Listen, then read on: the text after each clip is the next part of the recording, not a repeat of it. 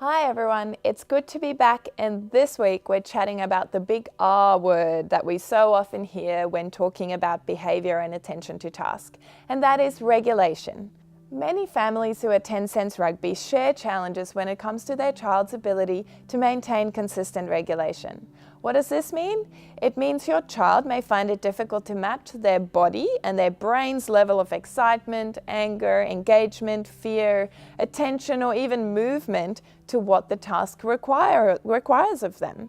For example, if a child is at a birthday party, it may be absolutely okay to run around yelling and screaming and chasing other children.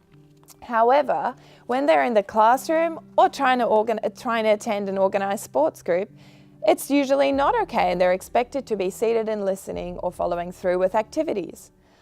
Other kids may be so calm that they can never quite get engaged with activities and seem to be off in dreamland a little bit. Some kids show these difficulties more when it comes to managing their fear and their anxiety levels in new situations, whereas other children just seem to never ever sit still. Ever seen a huge meltdown over a bump in their socks or a small change during the day? That can also have to do with a child's level of regulation. Contrary to popular or somewhat old school beliefs, these behaviours are not always just that. It can be the outcome of a regulation difficulty, which means that the child's body and brain is simply unable to maintain a consistent state where they can respond with the parts of their brain that is responsible for that logical, sequential, and rational thinking. It leaves you only with the options to fight, flight, or fright. So if your brain is left with only these three options as the result of a regulation difficulty, it may present very differently. Let's go through some of them. So does the fight part always look like a physical fight? Certainly not.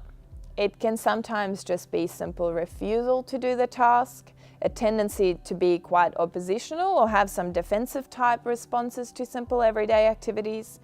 Flight can look like running away from the activity, or it can also be distractibility, avoidance, withdrawal, or complete shutdown. Fright can be visible anxiety or sometimes really resistant behavior again.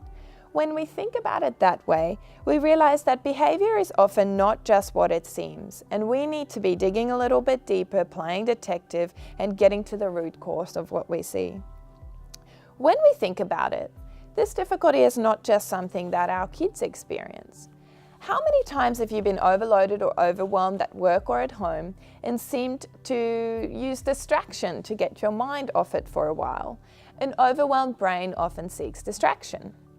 How many times have you had a terrible drive home in loud traffic and it resulted in a silly fight about the dishes once you got home? What about when you've had lack of sleep the night before and all of a sudden became way more rigid about the way you like things done? See, our kids are not alone. So what can cause this regulation difficulty to be present a whole lot of the time or all of the time? And more importantly, what can we do about it? Firstly, there are about as many causes as there are challenges with this difficulty. The causes can be medical, such as food allergies, ear infections, etc. It can be situational, so lack of sleep, poor diet. It can be sensory and body related, so sensitivities to sound, touch, movement, or a general lack of efficient processing of this information. Or it can be environmental, so you try and stay calm at a kid's birthday party and tell me how that goes. It can also be a result of neurological conditions or differences, which makes this process exceptionally hard. One thing is for sure, you do your child a lifelong favor when you help them to understand how their body regulates and what also dysregulates them. Our approach at Sense Rugby is firstly to play detective as to what, why, how and when our kids dysregulate. There are many different things that can contribute to this, even when it's not within the hour-long session that we see the kids.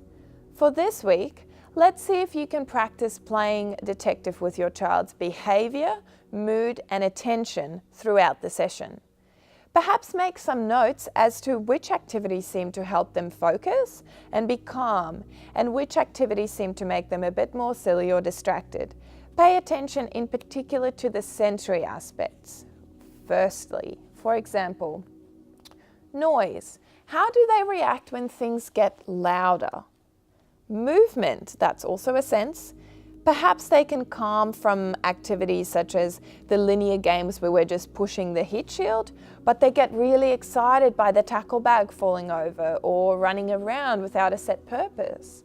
Have a close look at how they respond and potentially remove that judgment of the behavior that you see for a second and try and look at what contributed to it. Another aspect can be touch.